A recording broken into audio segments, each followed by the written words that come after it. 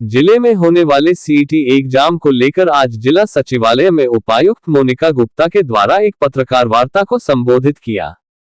उन्होंने कहा कि पंचकुला जिले में 44 परीक्षा केंद्र बनाए गए हैं और इस परीक्षा केंद्र के बाहर 515 पुलिस के जवान तैनात रहेंगे और चप्पे चप्पे पर नजर रहेगी। वहीं डीसीपी सृष्टि गुप्ता ने कहा कि परीक्षा केंद्रों के बाहर धारा 163 लगाई गई है, जिसके तहत 4 से ज्यादा लोग एकत्रित नहीं हो पाएंगे और इसके अलावा जिले में कोचिंग सेंटर बंद रहेंगे और कोई भी फोटो स्टेट की दुकान नहीं खुलेगी। उन्होंने ये भी बताया कि सभी परीक्षा केंद्रों पर सरप्राइज चेकिंग भी की जाएगी ताकि नकल को रोका जा सके। पंचकुला प्रशासन के द्वारा पत्रकार वार्ता कर जानकारी देते हुए बताया कि परीक्षा करवाने को लेकर पंचकुला प्रशासन पूरी तरह से तैयार है। उपायुक्त मोनिका गुप्ता ने पत्रकारों को जानकारी देते हुए बताया कि पंचकुला से यमुनानगर जाने वाले कैंडिडेट्स के लिए पंचकुला, कालका, पिंजौर, रायपुर, रानी और बरवाला से बसें रवाना होगी। उन्होंने बताया कि पहले राउंड की परीक्षा के लिए 9 बजे और 9:30 बजे बसें रवाना होगी, वहीं दूसरे राउंड की परीक्षा के लिए क्या सुबह 4 बजे और 4:30 बजे बसें रवाना होगी। उन्होंने बताया कि कालका, पिंजौर बस स्टैंड से सुबह 4 बजे यमुनानगर के लिए बस रवाना होगी। Panchkula bus stand, Barwala bus stand, मोरनी बस स्टैंड और रायपुर रानी बस स्टैंड से सुबह 4:30 बजे बस यमुनानगर के लिए रवाना होगी। वहीं इवनिंग शिफ्ट के लिए कालका और पिंजौर से 9 बजे और पंचकुला, बरवाला, मोरनी और रायपुर रानी बस स्टैंड से 9 बजे यमुनानगर के लिए बसें रवाना होगी। उन्होंने बताया कि इसके अलावा पंचकुला से चंडीगढ़ जाने वाले 57 दिव्यांग कैंडिडेट से भी संपर्क किया है, जिन्हें पंचकुला से चंडीगढ़ छोड़ा जाएगा, वापस भी लाया जाएगा। उन्होंने बताया कि इसके अलावा परीक्षा केंद्रों में मोबाइल और इलेक्ट्रॉनिक गैजेट ले जाना माना ही होगा और जिले के सभी 44 परीक्षा केंद्रों में सुरक्षा के पुख्ता प्रबंध किए गए हैं ताकि किसी प्रकार से कोई गड़बड़ी व नकल ना हो। इसके अलावा उन्होंने बताया कि करनाल और कैथल से पंचकुला आने वाले कैंडिडेट्स के लिए 9 धर्मशालाएं और वाइस कम्युनिटी सेंटर में व्यवस्था की गई है। इसके अतिरिक्त महिला कैंडिडेट्स के लिए माता मनसा देवी मंदिर में स्थित लक्ष्मी धर्मशाला में ठहरने का प्रबंध रखा गया है। महिलाओं के साथ आने वाले परिजनों के लिए भी व्यवस्था की गई है। जुड़े रहिए न्यूज सोशल मीडिया में ताज़ा अपडेट खबरों के लिए हमारे साथ। तो सबका स्वागत है। मेरे साथ जिला प्रशासन के मुख्य अधिकारीगण जो सीईटी की तैयारियों से संबंधित अधिकारी हैं वो भी मौजूद हैं और आज आप सबको हमने बुलाया है ताकि हम आपको बता सकें कि ज़िला प्रशासन द्वारा सीईटी के एग्ज़ाम जो कि कल और परसों यानी 26 जुलाई और 27 जुलाई को हो रहे हैं पूरे हरियाणा में, उसके लिए क्या तैयारियां ज़िला प्रशासन पंचकुला द्वारा की गई हैं। तो पहले मैं आपको बता देती हूँ, उसके बाद यदि आपके कोई सवाल होंगे तो ज़रूर उनको भी लिया जाएगा। देखिए, पंचकुला ज़िले के जो बच्चे हैं, जो कैंडिडेट्स हैं, उनका सेंटर यमुनानगर ज़िले के अंदर पड़ा है। हमारे यहाँ से लगभग हर शिफ्ट के अंदर, जो कि 4 शिफ्ट है जैसा कि आप जानते हैं, 26 को भी एक मॉर्निंग शिफ्ट है और एक इवनिंग शिफ्ट है, ऐसे ही 27 तारीख की भी एक मॉर्निंग शिफ्ट है और एक इवनिंग शिफ्ट है। तो हर शिफ्ट में लगभग 3300 कैंडिडेट्स जो है वो ज़िले पंचकुला से यमुनानगर अपने एग्ज़ाम सेंटर्स पे जाएंगे। जैसा कि हरियाणा सरकार ने निर्णय किया है कि हम उनको मुफ्त ट्रांसपोर्टेशन सर्विस जो है, निःशुल्क ट्रांसपोर्टेशन सर्विसेज सारे कैंडिडेट्स को प्रोवाइड करनी है। इसके लिए रोडवेज़ के द्वारा और आरटीए के द्वारा हमने व्यापक जो है प्रबंध कराए हैं। तो हमारी बसेस जो है वो पंचकुला में 6 स्थानों से मॉर्निंग और इवनिंग शिफ्ट के लिए निकलेंगी। जो हमारी बसेस पंचकुला से निकल रही हैं, रायपुर, रानी, बरवाला, इनसे हमारी बसेस मॉर्निंग शिफ्ट के लिए 4:30 बजे निकलेंगी और जो हमारी मोरनी और कालका और पिंजौर से बसेस हैं वो 4 बजे निकलेंगी और बाकी जगह से 4:30 बजे निकलेंगी। इसी तरीके से हमने इवनिंग शिफ्ट के लिए भी बसेस का प्रबंध किया है। तो मोरनी, कालका, पिंजौर से बसेस प्रातः 9 बजे निकलेंगी इवनिंग शिफ्ट के बच्चों के लिए और पंचकुला, रायपुर, रानी और बरवाला से 9:30 बजे निकलेंगी। ये बसेस उनको यमुनानगर में जाकर ड्रॉप करेंगी और यमुनानगर प्रशासन द्वारा आगे फीडर सर्विसेज के माध्यम से उनको उनके रिस्पेक्टिव एग्ज़ाम सेंटर्स तक पहुंचाने की जिम्मेदारी ली गई है और अरेंजमेंट भी किए गए हैं। तो ये बात हुई हमारे पंचकुला के कैंडिडेट्स की। और इसी के साथ साथ जो पंचकुला ज़िले के दिव्यांग कैंडिडेट्स हैं, पर्सन्स विद डिसेबिलिटी, उनका डेटा भी हमारे पास स्टाफ सिलेक्शन कमीशन द्वारा शेयर किया गया। उसकी कॉन्फिडेंशियलिटी बरकरार करते हुए हमने एक पीडब्ल्यूडी कैंडिडेट को कांटेक्ट किया उसके मोबाइल नंबर पे और हमने उनसे जानना चाहा कि यदि वो हमारी सर्विसेज अवेल करना चाहते हैं तो ऐसे 57 कैंडिडेट्स हैं जिन्होंने हमारी सर्विसेज के लिए ऑप्शन अवेल किया है। और उन सभी 57 कैंडिडेट्स, क्योंकि उनके सेंटर्स जो हैं वो चंडीगढ़ में पड़े हैं, तो उन सबको उनके घर से लेकर चंडीगढ़ में उनके एग्ज़ाम सेंटर तक भी छोड़ने की व्यवस्था जो है वो ज़िला प्रशासन पंचकुला द्वारा कराई जा रही है। अब बात करते हैं हमारे एग्ज़ाम सेंटर्स की जो ज़िला पंचकुला के अंदर है। तो हमारे पास 44 एग्ज़ाम सेंटर्स हैं जो कि 33 लोकेशंस पर स्थापित किए गए हैं। सभी सेंटर्स पे अरेंजमेंट्स जो है मुस्तैदी से कर दिए गए हैं। सबकी चेकिंग प्रशासन के अधिकारियों द्वारा, एजुकेशन विभाग के द्वारा और पुलिस की टीम्स के द्वारा कर ली गई है। जो वहाँ पे अरेंजमेंट्स होने चाहिए वो स्टाफ सिलेक्शन कमीशन के भी रिप्रेजेंटेटिव्स कल ज़िले में आ चुके हैं, उनके द्वारा भी सुनिश्चित कराए जा रहे हैं ताकि बिल्कुल शांति से और चीटिंग प्रूफ एग्जामिनेशन हो। पुलिस के द्वारा धारा 163 BNSS भी लगाई जा चुकी है, जिसके तहत ज़िले में कोई भी कोचिंग सेंटर या फोटोस्टैट की शॉप कल और परसों ऑपरेशनल नहीं होगी। एग्ज़ाम सेंटर की बाउंड्री के आसपास किसी का भी एकत्रित होना जो है वो भी बंद कर दिया गया है कल और परसों के लिए। और हमारे ज़िले में जो कैंडिडेट एग्ज़ाम देने आ रहे हैं वो सारे कैंडिडेट्स ज़िला करनाल और कैथल से आ रहे हैं। तो करनाल और कैथल ज़िला प्रशासन ने उनके लिए बसेस का अरेंजमेंट किया है। लगभग 150 बसें हर शिफ्ट में। ज़रूरी है कि कोई भी इलेक्ट्रॉनिक उपकरण अंदर ना अलाउ किया जाए और जो एग्ज़ाम सेंटर्स के आसपास की जो परिधि है उसको हम इतने बढ़िया तरीके से सिक्योर करेंगे कि कोई भी व्यक्ति, कोई भी आवारा व्यक्ति वहाँ पर एकत्रित होना प्रतिबंधित रहेगा हमारे 163 की धारा के अनुसार, और कोई भी निजी वाहन भी वहाँ पर खड़ा होना नहीं अलाउ किया जाएगा। और साथ ही साथ जो भी फ़ोटोकॉपी की दुकानें हैं या फिर कोचिंग सेंटर्स हैं वो भी दोनों दिन बंद रहेंगे। उस एरिया में 144 धारा का भी ये गलत जी, जो 144 की धारा है, जो अब 163 BNSS की धारा बन चुकी है, वो लागू हो चुकी है पूरे ज़िले में। और उसके अंतर्गत जो हमारे 32 लोकेशंस हैं या 44 सेंटर्स जो हैं एग्ज़ाम के सेंटर्स, तो उसमें हमने रिस्ट्रिक्शंस लगाए हैं। और फोटोकॉपी शॉप्स और एग्ज़ाम कोचिंग सेंटर्स जो होते हैं उन पे भी रिस्ट्रिक्शंस हैं। कितने जवान तैनात किए गए पुलिस के? करीबन 550 जवान हमारी ड्यूटी पे रहेंगे। जो महिला अभ्यर्थी आएंगे उनके लिए कुछ महिला सुरक्षा कर्मियों की भी व्यवस्था की जाएगी? जी, हमारी ड्यूटियों पे जो महिला पुलिस है वो भी तैनात रहेगी और दुर्गा शक्ति का भी दस्ता हमेशा लगातार पेट्रोलिंग पे रहेगा। तो यदि ऐसी कोई स्थिति आती है तो फीमेल पर्सनल्स भी। इसके अतिरिक्त ये भी बताऊंगी, आपने जैसे नकल रहित की बात की, तो HSSC के द्वारा ही एजेंसीज भी हायर की गई हैं। हर एग्ज़ाम सेंटर के अंदर जैमर्स लगे रहेंगे जो कि उधर मोबाइल नेटवर्क्स को बंद करेंगे।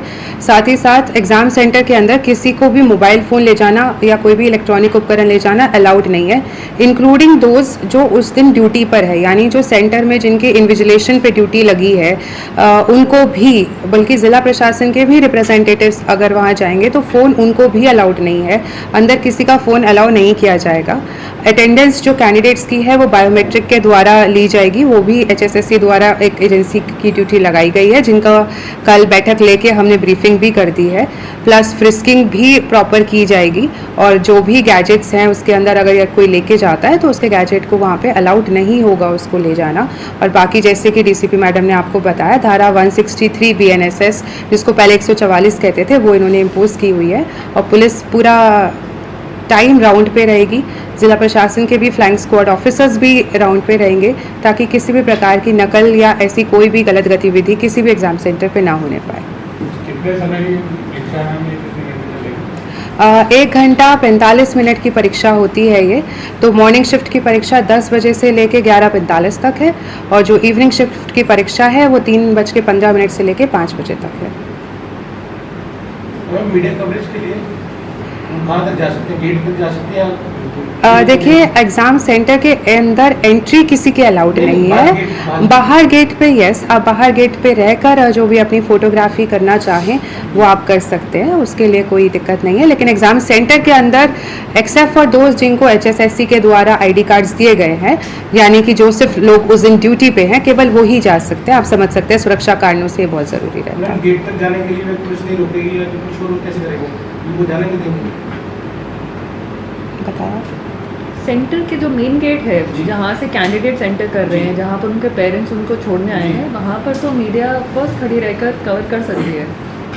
भाई कई बार ऐसा होता है कि पुलिस के जो मुलाजिम वहाँ पे लगाए जाते हैं वो वहाँ तक कवरेज करने से मना कर देते हैं और चेकिंग तक अलाउ नहीं करते। हाँ देखिए, एक चीज़ आपने जो अभी बात बोली, कई बार क्या होता है, जो बायोमेट्रिक और फ्रिस्किंग जिस स्थान पे हो रही होती है वो एग्ज़ाम सेंटर के गेट से थोड़ा अंदर होता है, तो जहाँ तक पेरेंट्स अलाउड होते हैं यानी एग्ज़ाम सेंटर के मेन गेट तक, वहीं तक मीडिया भी अलाउड रहेगी। जहाँ बायोमेट्रिक और फ्रिस्किंग हो रही होती है वहाँ अलाउ नहीं किया जाता है। तो ये बात इसीलिए दोबारा क्लियर कर देते हैं कि बायोमेट्रिक और फ्रिस्किंग कई बार मेन गेट से थोड़ी सी अंदर होती है, वहाँ अलाउ नहीं कर सकते, गेट तक आप ज़रूर अलाउड रहेंगे। DCP मैडम अब मीटिंग लेती हैं अपने पुलिस ऑफिशल्स की, ज़रूर सबको ब्रीफ कर देंगी ताकि आपको एग्ज़ाम सेंटर के गेट तक जाने में कोई दिक्कत नहीं होगी। जिला पंचकुला में कितने सेंटर बनाए गए हैं? टोटल हमारे 44 सेंटर्स हैं, जो कि 33 स्कूलों में या कॉलेजों में, लोकेशंस 33 है लेकिन टोटल 44 सेंटर्स हैं। और हर शिफ्ट जिलों से पंचकुला आएंगी, जो सारी बसेस पंचकुला के बस स्टॉप पर ही आएंगी। और यहाँ पर हमारे द्वारा अरेंजमेंट किया गया है कि उन बच्चों को जो पंचकुला बस स्टैंड पे उतरेंगे उनको उनके रिस्पेक्टिव एग्ज़ाम सेंटर्स तक पहुँचाया जाएगा। इसके लिए हमने फीडर बस सर्विसेज जो है वो अरेंज की है। लगभग हमारी 100 बसें ऐसी हैं जो हमने इस काम के लिए लगाई हैं। 11 रूट्स हमने आइडेंटिफाई करे हैं जिस पे ये फीडर बसेस चलेंगी और अभ्यर्थियों को उनके रिस्पेक्टिव एग्ज़ाम सेंटर्स तक ड्रॉप करेंगी निःशुल्क, ताकि किसी भी कैंडिडेट को कोई दिक्कत ना हो। बस स्टैंड पर उनके गाइडेंस के लिए बैनर्स, पोस्टर्स लगाए जा रहे हैं। प्रशासन के बहुत सारे अधिकारियों की ड्यूटी हर बस स्टैंड पे लगाई गई है ताकि किसी कैंडिडेट को कोई दिक्कत ना हो अपने एग्ज़ाम सेंटर तक पहुंचने में। इसके लिए पुलिस ने भी व्यापक अरेंजमेंट करके अपनी ट्रैफिक पुलिस की भी ड्यूटीज़ जो है वो लगा दी है।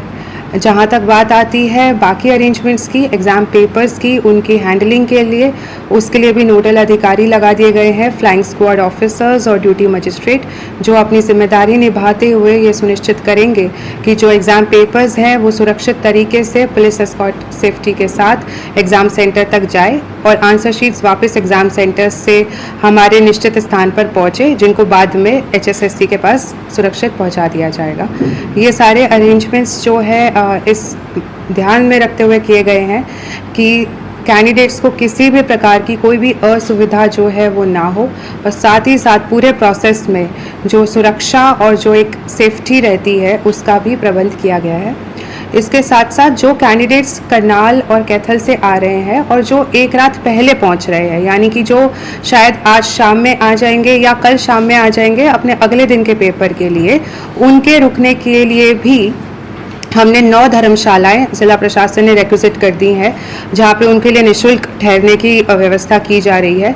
और ऐसे 22 कम्युनिटी सेंटर्स उनको भी रिक्वेस्ट करके सिर्फ और सिर्फ CET कैंडिडेट्स के लिए आरक्षित कर दिया गया है।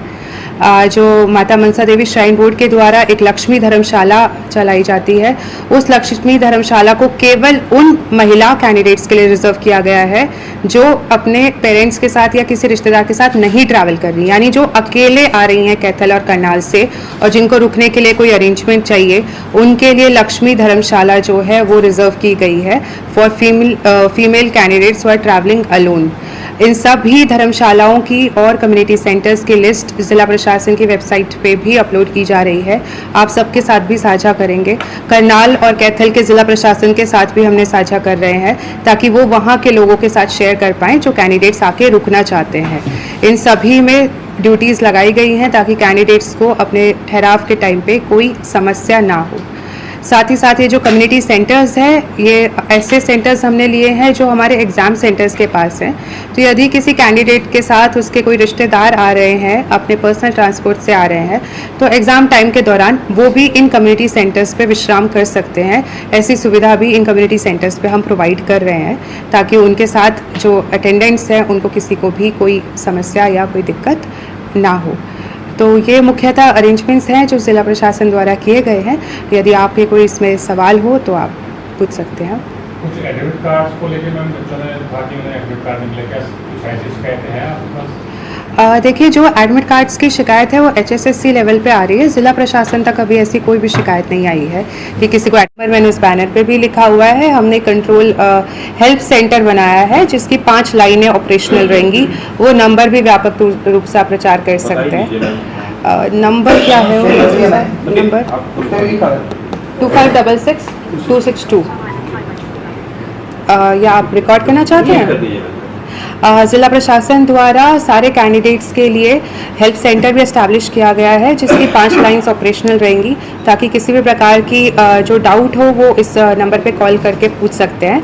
तो ये नंबर जो ज़िला प्रशासन द्वारा जारी किया गया है वो है 2566-262। रिपीट कर लेती हूँ, 2566-262।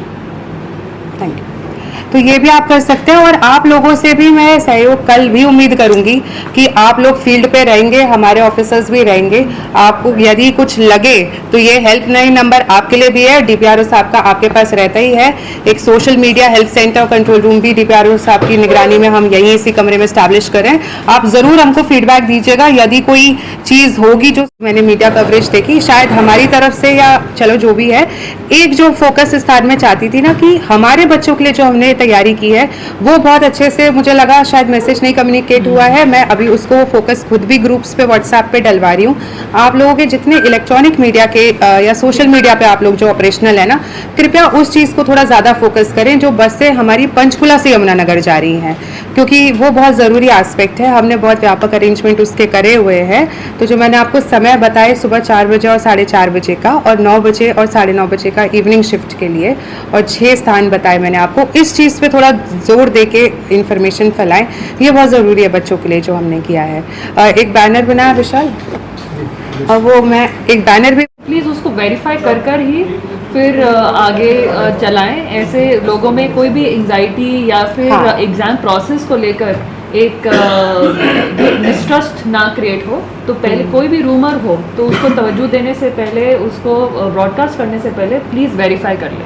हमारी भी साइबर पेट्रोलिंग की जो टीम्स हैं वो लगी हुई हैं, they constantly studying the social media and news में जो भी आ रहा है, तो प्लीज़ वेरीफाई देन रिपोर्ट। हाँ प्लीज़। ठीक है, थैंक यू।